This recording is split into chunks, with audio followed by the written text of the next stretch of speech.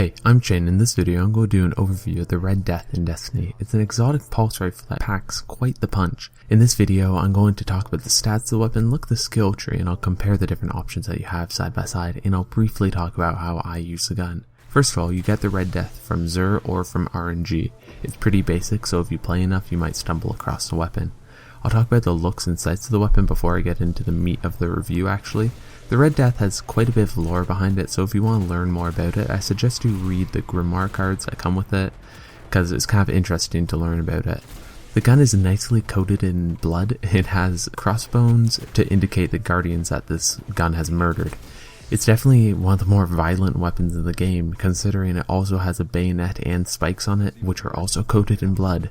The sights of the weapon are pretty much iron sights, and they fit the design of the weapon quite well, though the red skull and crossbones are a little bit tacky and make me feel like I'm using a pirate weapon. I'm just picky, and it is still visually pleasing. As I said earlier, the Red Death is a high impact pulse rifle. It has a slow rate of fire and a high impact, making it possible to kill an enemy in 2 bursts. However, this is most likely to be nerfed in the coming updates by Bungie, and currently it's still a powerful weapon, and after the nerfs, hopefully it will maintain its powerfulness. The first 3 upgrades are the different recoils, and I'll compare those side by side later in the video. The next upgrade you unlock is unflinching. This perk makes you have less of a flinch when you take fire from enemies, as the name implies.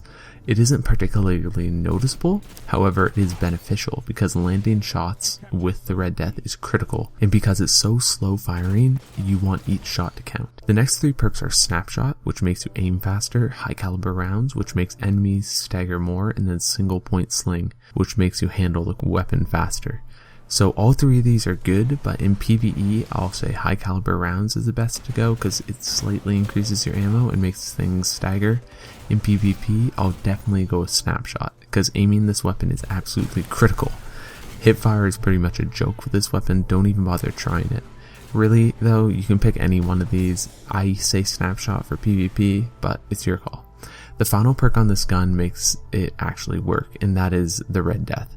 It makes you regenerate health after each kill and speed up your reload. This is perfect for PvP if you're playing aggressively, because you can keep in the action after you kill an enemy and get health regen, so that just is incredibly useful. And you can reload because this magazine is relatively low on this weapon.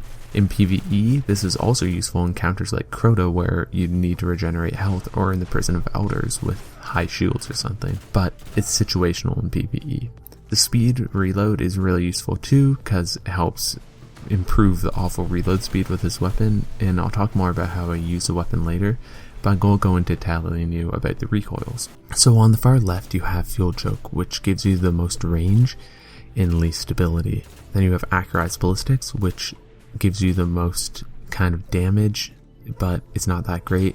And then you have Aggressive Ballistics, which gives you the most damage and the most stability. So of these 3, Aggressive Ballistics I definitely think would be the way to go. Range is a pretty arbitrary stat in the game, even though Aggressive Ballistics give you the least of it.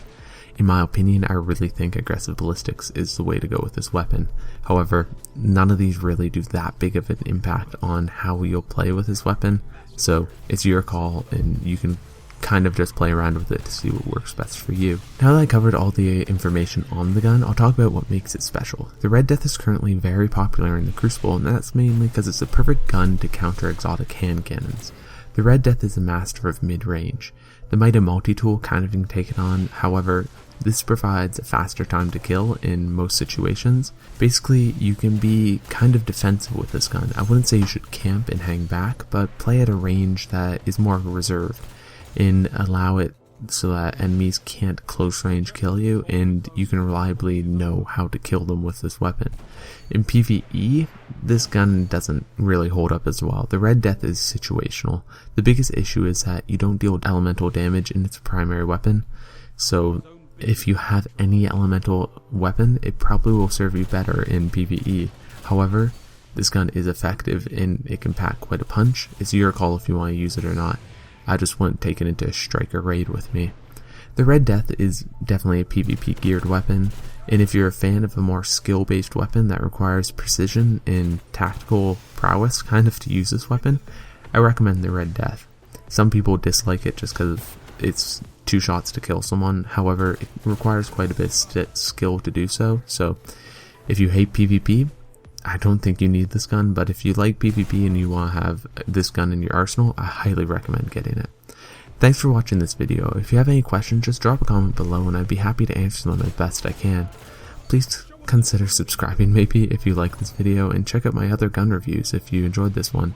I hopefully will be putting more up in the future, so thanks for watching. I hope you have a great day.